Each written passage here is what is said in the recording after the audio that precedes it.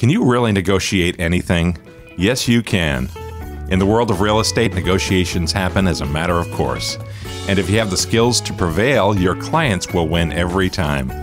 Real estate educator Josh Cadillac shares his negotiation secrets with you right now. You're listening to the Royal PalmCast, the show about all things real estate. From the production studios of the Royal Palm Coast Realtor Association in Fort Myers, Florida, here's your host, Jim Sanville.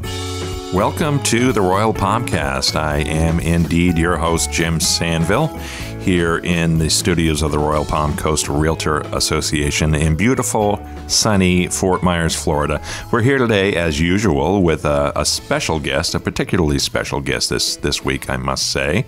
We'll introduce him in just a moment, but I want to say hi to our old pal, Jerry. Jerry's over there on the board. What's going on, Jerry Johnson? Good morning, Jim. Keyword being old, right? Well...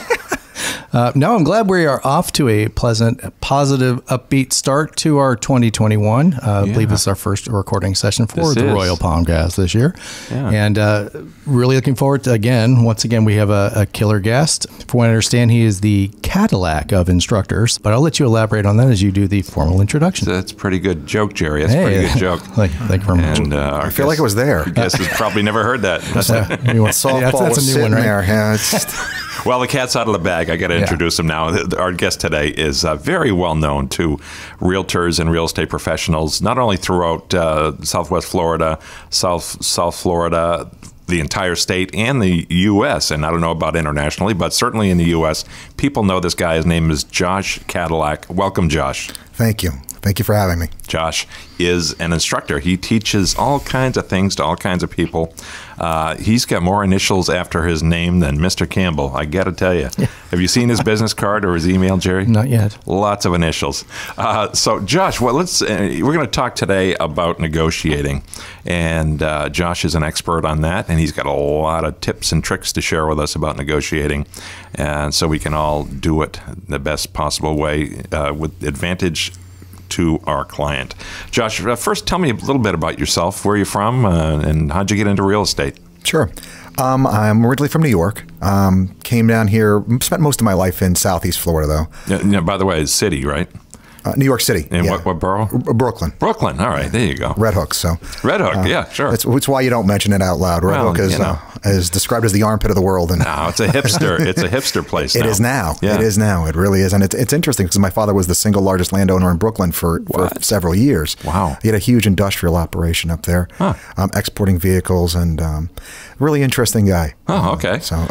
Had a bunch of patents to his name and really lived a very interesting life. But you left Brooklyn at some point. We left because the U.S. used to do this thing called exporting cars, and we stopped pretty much.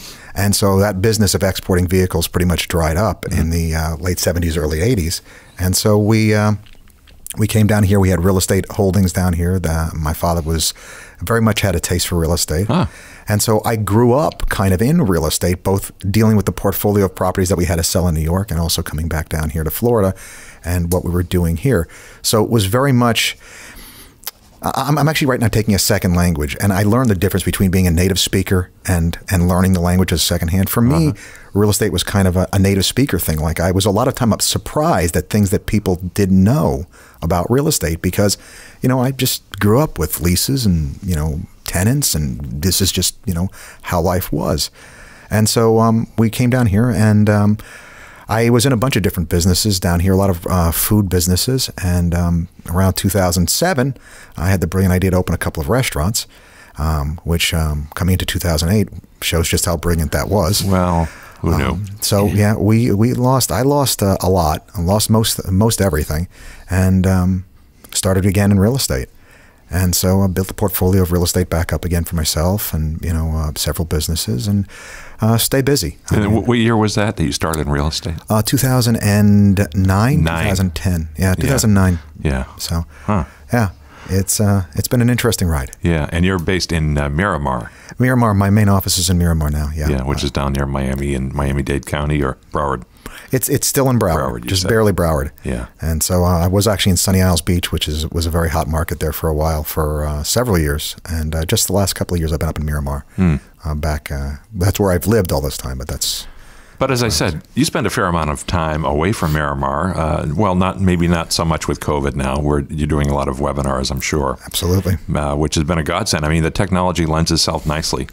It's nice because in addition to there's pluses and minuses, right?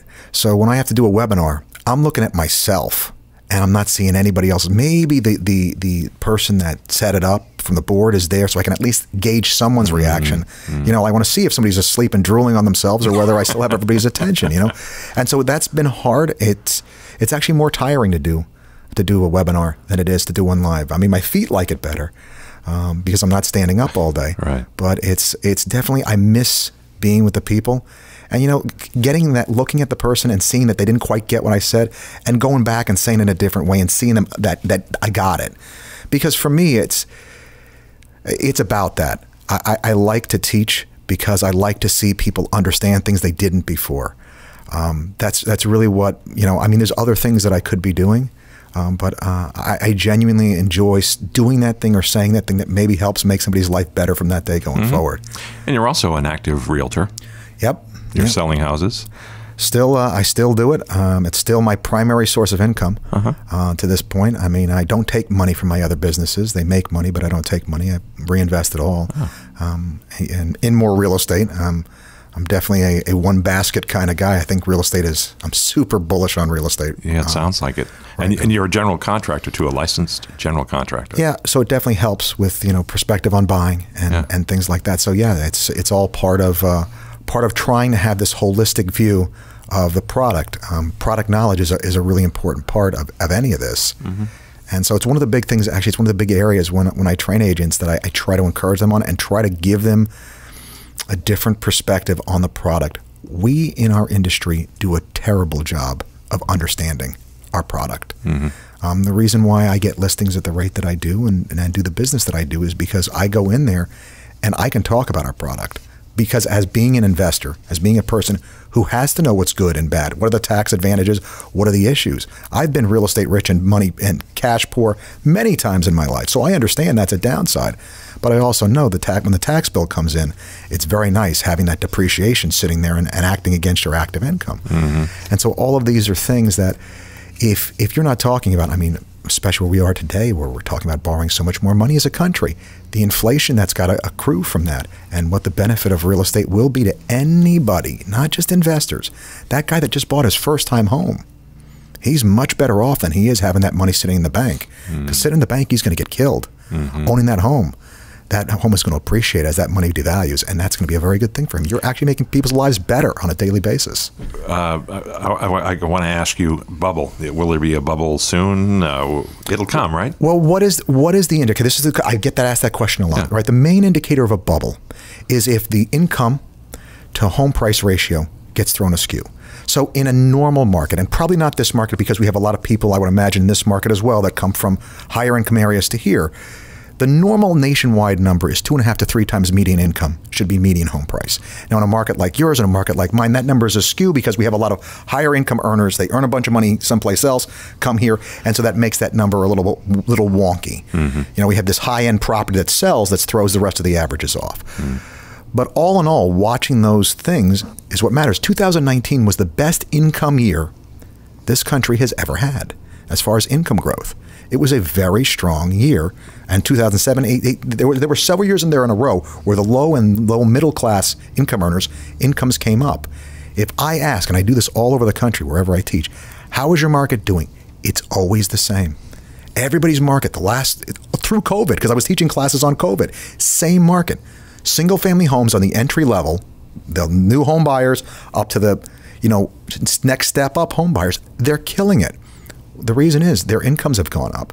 So the ratios really aren't askew to throw off the, to give us the sense that they're in a bubble. During 2008, instead of being 2.5 to 3 times median income, homes were selling at 5, 6, 10 times median income. So we knew that the home prices weren't sustainable. And that's what's different here. I would say to you that I expect home prices' trajectory of growth to slow. And the reason being, there is the word that they liked so much during the bubble, during the 2008, the aftermath was the bubble, the shadow inventory, right? There is some shadow inventory here that we don't talk about because we're always looking at the unemployment numbers. But the number that we're not really taking into account is how many people have lost their businesses, right? These folks are silently suffering, not necessarily on the unemployment rolls, right? But now their homes are going to have to come to market because they can't make their mortgage payments. Now, the question is, why is this different than 2008? The difference is, if you ask anybody, the demand we have, the market demand is so strong right now. Most agents are like, yes, please give us some more homes to sell.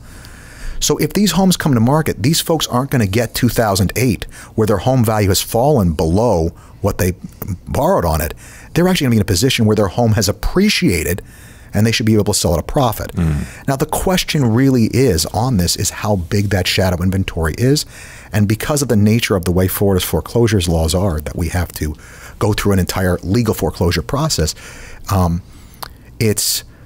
it doesn't bode well for that inventory all hitting the market all at once. I know it's a very long answer to a very simple question, but it's out there, and people wonder. They've been through 2008, 2009, so everyone's kind of wondering, is this sustainable? But your answer is yes. I think it is, just because of the very low interest rates. Federal Reserve's going to hold them through 2023. Right. So not only do people have more money, that money buys more.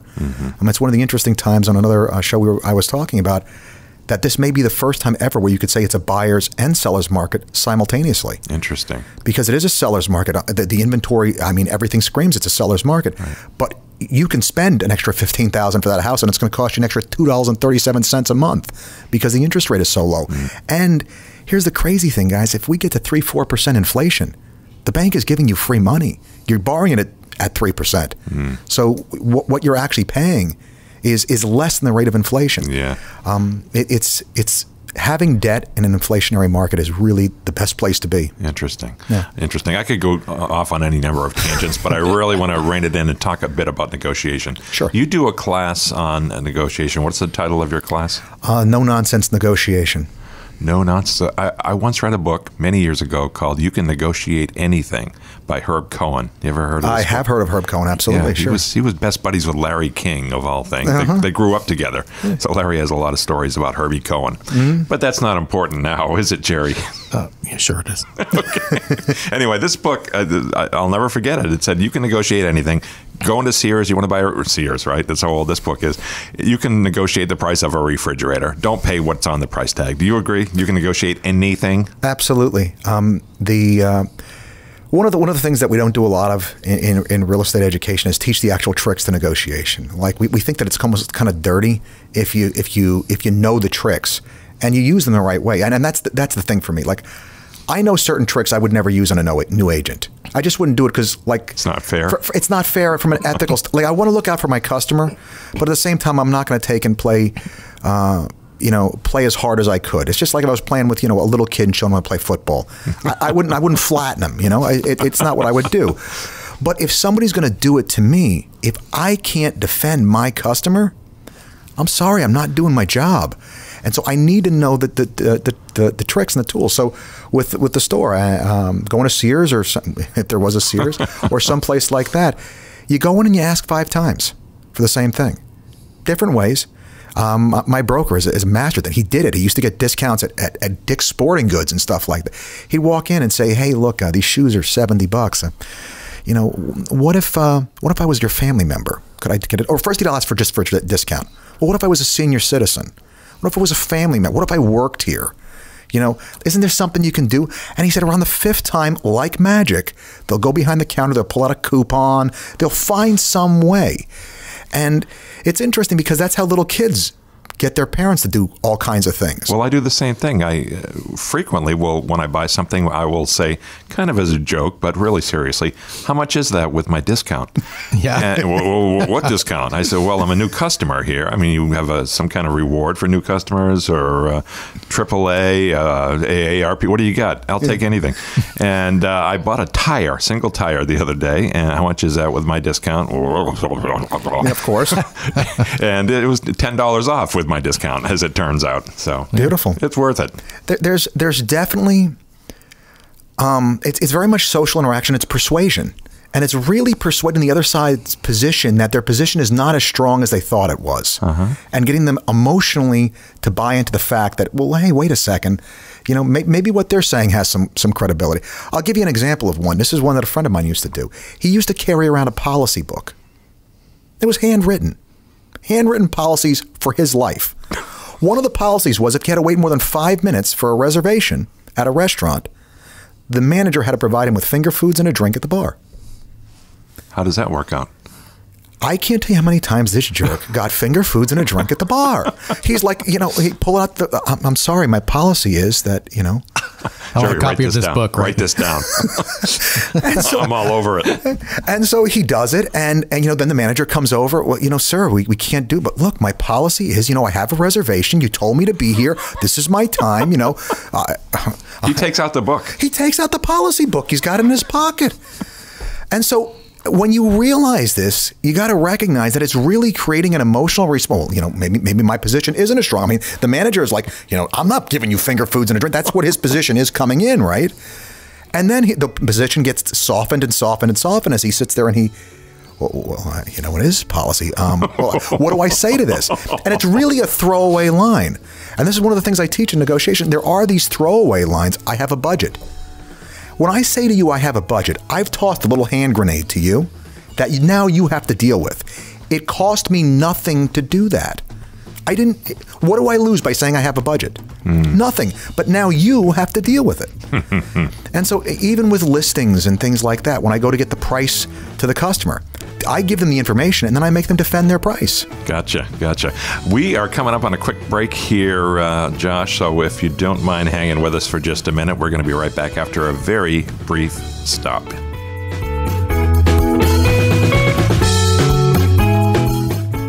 Hi, I'm Wendy Payton, and you're listening to the Royal PalmCast. Hi, I'm Officer Phil Mullen with the Cape Coral Police Department, and you're listening to the Royal PalmCast. Hello, I'm Officer Carl T. Kennedy, and you're listening to the Royal PalmCast. You buy insurance for your car and for your home. Why not for your business? Hi, I'm Kevin Besser, your Director of Public Policy. RPAC is the political arm of the Realtor Association, advocating for realtors and issues important for homeowners. In other words, insurance for your business. We need your help and support to protect your business and the rights of property owners. All it takes is $20 to insure your business and to protect the rights of homeowners. For more information or how to invest, please contact me at kevin@rpcra.org.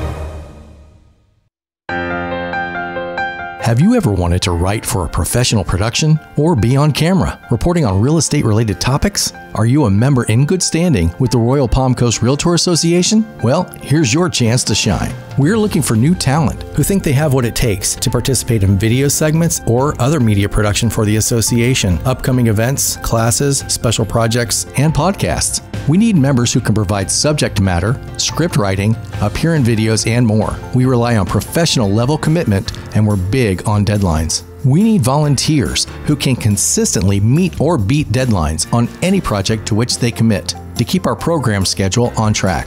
Although this is purely voluntary, it's a wonderful opportunity to get your name out there and perhaps even build your business. If you can provide topical and engaging story ideas that would be of interest and value to our members, if you're able to submit written scripts regularly and on time, if you're an RPCRA member in good standing who's interested and think you have what it takes, we want to hear from you. Follow us on the RPCRA Facebook page and read your Member Weekly newsletter for a link to the application and information forms. Once we receive your completed forms, we'll follow up with you. We'd love to see or hear samples of your work on camera, on microphone, or in print. So please be sure to include samples or links when you apply. We may invite you to attend an on-camera audition session in our Fort Myers studio. For additional information, email shows@rpcra.org. Thank you and good luck.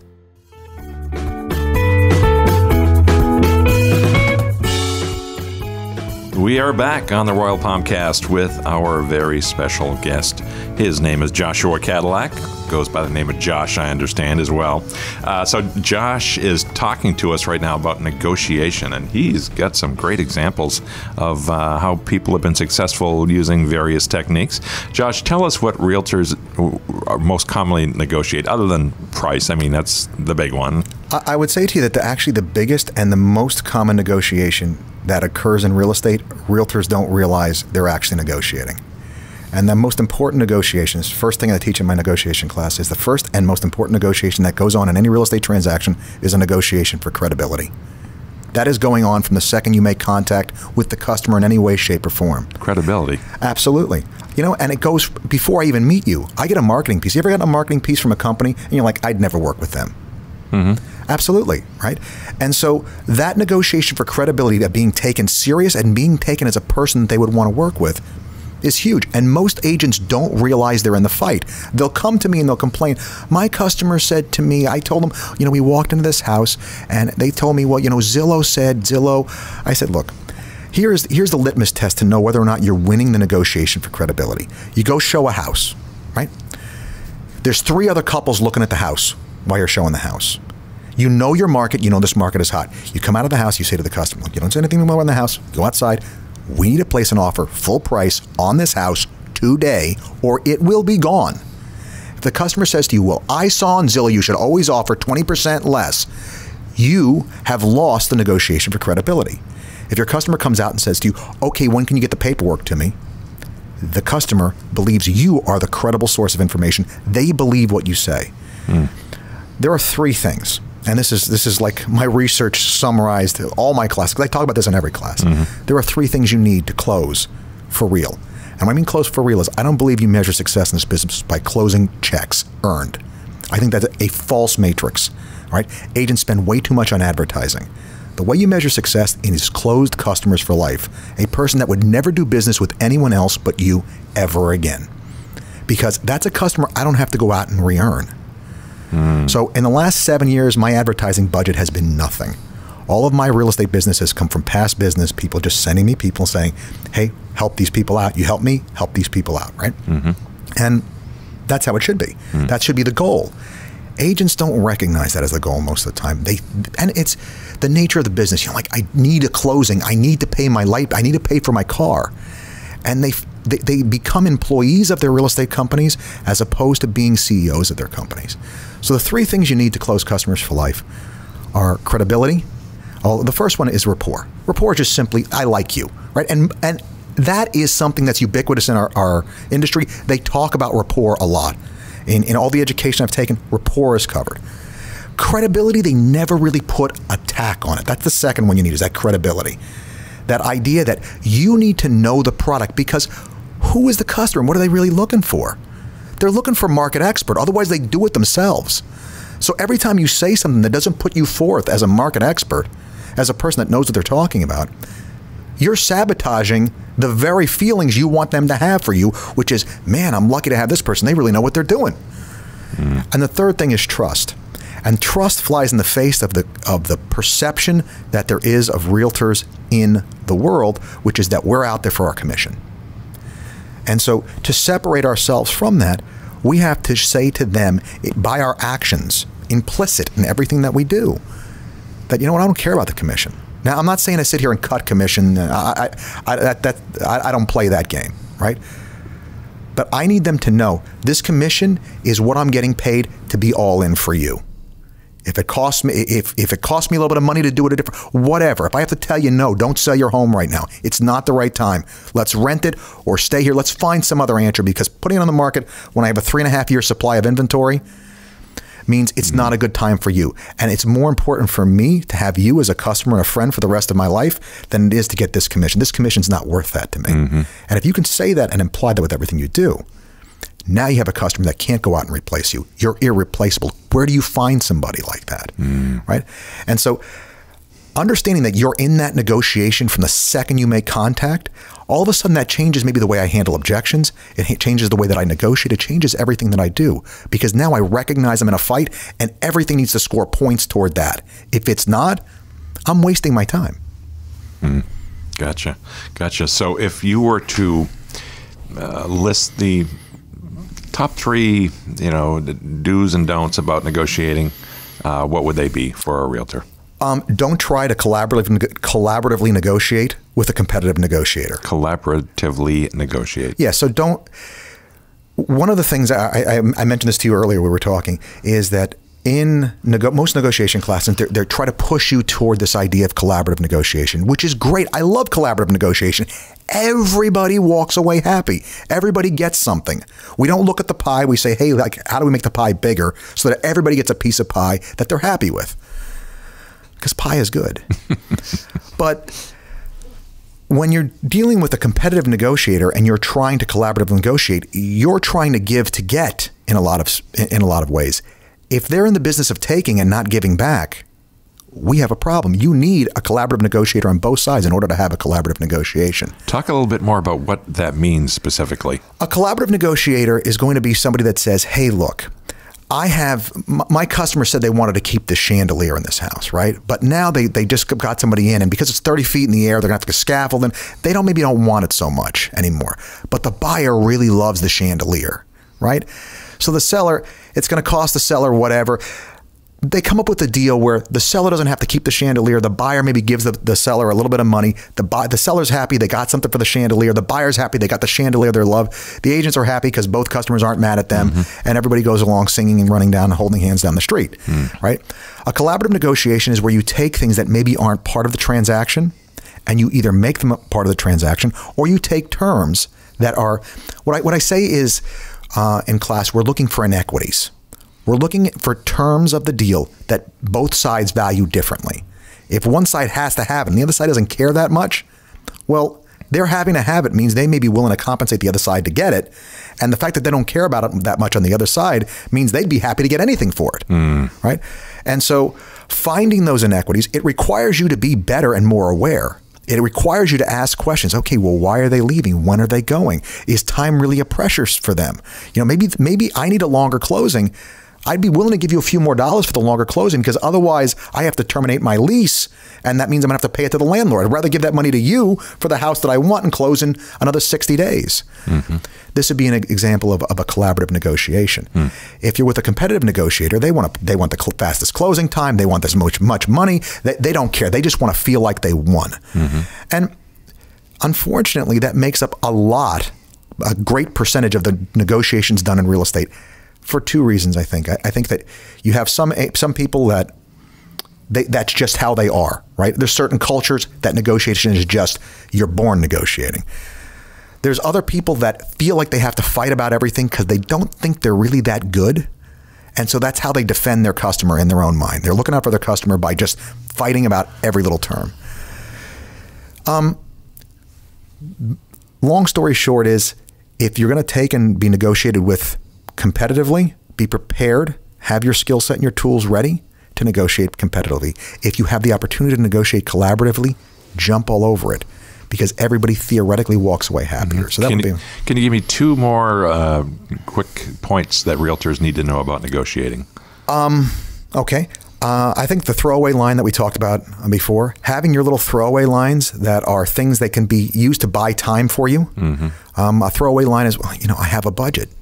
And as I said to you, it's a little hand grenade that somebody just lobbed. You say, I have a budget to somebody. Well, now they have to deal with what you just said. Right. You don't have to think about it anymore. It's out of your, you don't even care necessarily what they say. But now they have to deal with what you said. They have to say, I don't care, whatever, right? But they have to do something. And so having those little throwaway lines is never a bad thing to do.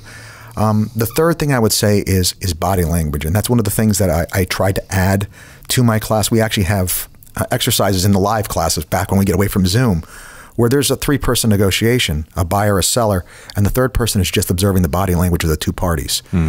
And it always blows their mind how much more they see when they're just looking to see what it is they do see. And so one of the things with negotiation, especially if you're dealing with a good negotiator, is recognize what your body is saying when you're not saying anything. Body language is a huge part of that. If you're not aware of it, you may be sabotaging your own position and not even recognize it. Interesting. What sort of body language should you go for? Whatever makes you look confident, Well, self-assured? It really depends on what you're going for. I mean, you never want to come off as desperate. Desperate, especially when it comes to listings. The surefire way not to get a listing is to come off as desperate. I always ask people, you ever been on a date with somebody that's desperate? What are you thinking? Do you have Barry White playing in the back of your head for later on that evening? No. You're making eye contact with the maitre d', flashing Morse code with your eyelids to get me out of here, right? And so why would we expect it to be any different on a listing appointment, right? We need to take and have this sense of peace in our own mind that, hey, look, if it goes, it goes. If it doesn't, it's okay too. And so you can't think about the light bill coming due. You can't think about the car payment. You gotta sit there and say, hey, look, I am going to bring a good quality of product to this person, and what I bring them is going to make their life better. I'm going to make sure to do good quality work. I have nothing to be ashamed of. I know my product. I know it well. I've committed to do the things to make me exceptional in my business. The cool thing with being exceptional at real estate is it's not hard. I always say the bar in real estate is not something you have to worry about high jumping over. You have to worry about tripping over it. I mean, I'll teach a class. There's 8,000 units 8,000 people in an association. There'll be 105 in a class, right? And that's a big class, right? Where are the other 7,900 and something agents out there trying to fake it till they make it? Because unfortunately, the fake it till you make it is a big portion of the industry. And I know agents that are 30 years in the business that are still out there faking it till they make it. They've seen it all, but they still don't know it well. And so, I always encourage people to be better than that. This is what you do. This is a big portion of what your life's going to be. So by all means, you got to get in there and get your hands dirty and get it. Good stuff. Good stuff. Josh, I could go on and on and on. You really have a wealth of knowledge that we'd love to tap into. Can I talk you into possibly recording a couple more shows with us today that we can play down the road? Sure. Yeah, wonderful. We've got to have more. We could make a weekend out of this. This is gold. This is podcast real estate gold. Absolutely. Yeah, love it. Love it. Now, I do want to get to my favorite part of the program now, Josh. This is something we call the lightning round. During the lightning round, we really get to know you a little bit better. I think I warned you about this, yes? A little bit. A little bit, but in any event, most of our guests escape without any long-term ramifications. Did you have him sign the legal agreement? That has been executed. Okay, good. That has been executed, Jerry. Thank you.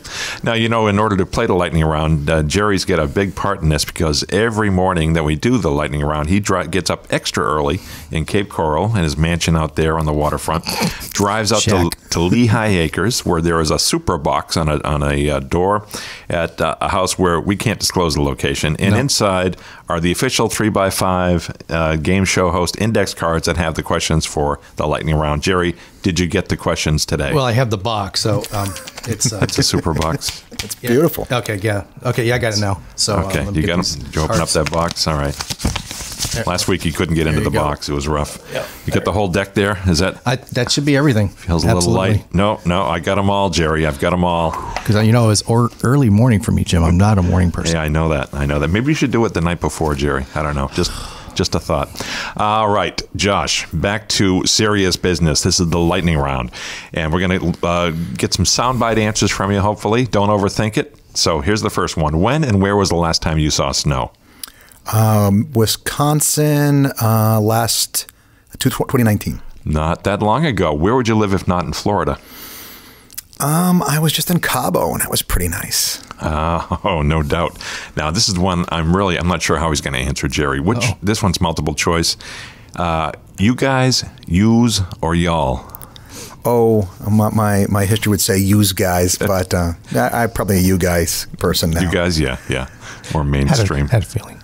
Jerry's a y'aller, aren't you? Yeah. I say y'all. Y'all say that. When I worked in Texas, I heard a lot of y'all. Yeah. A lot of y'all. All right, what's your guilty pleasure? Something you don't typically reveal. Well, I always tell everybody I'm a fat kid, so that's board games. I own a tremendous number of board games. What's your favorite? Tough call. I own about 600 board games. Name two or three that you love. Hansa Teutonica is a great game. I just played one. I'm going to struggle remembering the name. I play a lot of games. Did you say 600?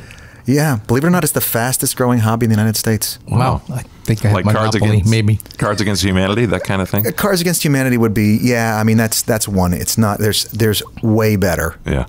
It's like, because when I was maybe 3 or 4 years ago, I got into it. Like, I didn't know anything about it. And my friend of mine said, hey, we play board games. I said, like Monopoly?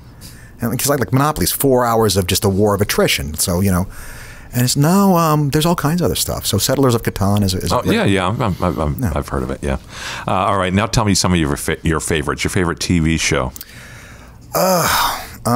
What comes to mind is maybe Friends. I enjoyed Friends a lot. Good stuff. Good stuff. Favorite food. Stromboli. Love it. Your favorite chain restaurant. Which or Freddy's, both out of state specials, but yeah. I was going to say which. It's which. It's WHICH, which is it's like if Subway was really good, it would be like this. So I mean, you get a sandwich, and it's interesting. You go in there. There's paper bags that have the different sandwiches on there. You write your name in the paper bag. You mark what you want in the sandwich. They take the paper bag. They fill the order. They put the sandwich in the bag. Yeah, interesting. Where do I find which? There's one in Orlando. There's one on about halfway between me and Orlando on the East Coast. Hey, Orlando. Are you listening, which? Because Fort Myers and Cape Coral don't have that. Neither does Miami. So Really? Wow, I'm all over the which. And Freddy's is a frozen custard and steak burger restaurant. It's like if McDonald's was good, it would be. Wow, like frozen custard. You love that, don't you, Jerry? Oh, yeah, sure. Jerry and I were talking about custard today, how he thinks it's grotesque. Well, the terminology is all, the appearance looks decent, but... all right, back to serious business here. What's your favorite book, Josh? Tough call. I got to give you a couple. And then I always have to say the good book just because, there's so much wisdom in there just in general. Proverbs sitting there with, any story sounds true till someone tells the other side and sets the record straight. Wish people would think about that before they watch the news. A great book I just finished was a book called Debunking Howard Zinn. Reminds you that the United States is a pretty good place. And people that maybe think otherwise, maybe they're just not playing with all the facts. And a great book, I always recommend Basic Economics by Thomas Sowell. Thomas Sowell. Good. Your dream car? Right now, a 2020 convertible Corvette. Nice. That's my dream car, too. Yeah, we talked about the Corvette That a is lot. mine. 0 to 60 in under 3 seconds from a production car at 50, 60. That's what you came here today in, your Corvette? No, I came in my Cadillac. Oh, your Cadillac. Oh. What, really? Oh, boy. Seriously? Yeah. Did you have a license plate that says Cadillac on it, too? I'm not nearly that cool. Wow. Very cool. Cadillac. Now, that was from France originally, the name, right? The car company is named after the body of water in Detroit. And so it's the actual shield is the shield of the French family that it was a French general that discovered or found the area. So they named the body of water after him, and it's in Detroit. And so the car company was named after him. So you're a descendant of the French Cadillacs? Not even a little bit. More of a Peugeot kind of guy. No, it's a thing. There's a whole story. It involved the FBI and World War II. Oh, jeez. Well, we won't get into that then. Yeah. All right, changing the subject here. Socks with sandals, yes or no? No, unless it's really cold and I really don't want to put on shoes. Then you can excuse it. Okay. Who's your personal hero? My dad, my brother, or recently the one that I've been really thinking about a lot, and not for the reasons you might think, is Zig Ziglar. I'd read something that somebody wrote about how he lived the rest of his life, and he said it was written by a young boy that came, and I mean, to me it speaks because I speak a lot. I know how tired you get between, whenever you get a break, you just want to sit and take a few minutes. Your throat hurts, everything hurts. This guy's father brings him in to meet Zig Ziglar, and Zig Ziglar picks the kid's arms up and turns the kid all around, and he looks at me and says, "You know what? You're a winner." And he said, "You know what? At my time in my life, that meant so much to me." And so, the idea of living a meaningful life is really to take and leave a legacy of people whose lives are better because you exist. Wow, that's nice. And that's not Zig on stage in front of 10,000 people. That's Zig by himself, just with an individual. So it was ubiquitous. It was consistent, and that's huge. Good stuff. All right. Do you do any imitations, Josh? I'm not nearly that cool either. Not so much. Okay. All right. I hold in my hand now the last lightning round question. You get one bucket list item. What is it? I'd love to make a circuit through Europe. I'd never gotten a chance to go to Europe and hit those places, Greek Isles, Croatia, obviously the standards, Italy and France. Just been too busy and haven't gotten there. Yeah, my wife and I she's Italian, Brazilian. She grew up in Brazil, but her parents are from Italy, and she has an Italian and Brazilian passport. But in any event, we're gonna hit Rome. That's her favorite city, the Eternal City, and I had it on for 2020. Actually, I had it all planned out. I was 14 days. I was going to go do it, and it'll get back to normal. I'm looking forward to that. It will. Hey, Josh, I want to thank you so much for making the drive from Miramar all the way to Fort Myers today. We really appreciate your coming here. Yeah, we know you're a busy guy, and we're very lucky you were able to squeeze this in today. You got a lot going on. And how can folks get in touch with you if they want to learn more about anything? If they're interested in the classes I teach, my website for the classes is acecloser.com. And on there is my class schedule of where I'm teaching, when I'm teaching. I know I'm teaching next week, Monday, Tuesday, Wednesday, Thursday. Wednesday and Thursday I'm teaching my 2-day class, which is all day. It's 8 hours each day. But if they want to reach me personally, josh@joshcadillac.com. Sweet. Simple enough. All right. Hey, Jerry, I want to thank you as well for coming to work today, doing your job. You're welcome, Jim. Jerry always shows up. I do. It matters. Showing up matters. That's right. That's 90% of it. We also want to thank Beata Jones, our CEO, for her support of the Royal PalmCast and our other podcast, which is called Realtor Riff Rap with host Nick Bejelis. And Nick is also part of Realtor's Corner, our YouTube show with Joanna Rowell. And we hope you find those on YouTube, on your favorite podcast platform, wherever you get your podcast. That's where you'll find ours. Again, my name is Jim Sanville, and you can connect with us by sending us an email to shows@rpcra.org. That's shows@rpcra.org. And we will anxiously look for it and open it up and see what you have to say about your ideas for guests, new topics, whatever you want to talk about. Absolutely. We're looking for your input. We love the input. All right. Again, this is Jim Sanville saying thank you for listening from the Royal Palm Coast Realtor Association. Have a great day, everybody. Thanks for listening to the Royal PalmCast. Be sure to listen again each week. Share and subscribe on your favorite podcast app or YouTube. And be sure to check out our sister podcast, Realtor Riff Rap, and our video news show, Realtor's Corner, which can be found on the Royal Palm Coast Realtor Association Facebook page and YouTube channel. For information about sponsorship opportunities for this and other RPCRA productions, email us at shows@rpcra.org. This has been a production of the Royal Palm Coast Realtor Association.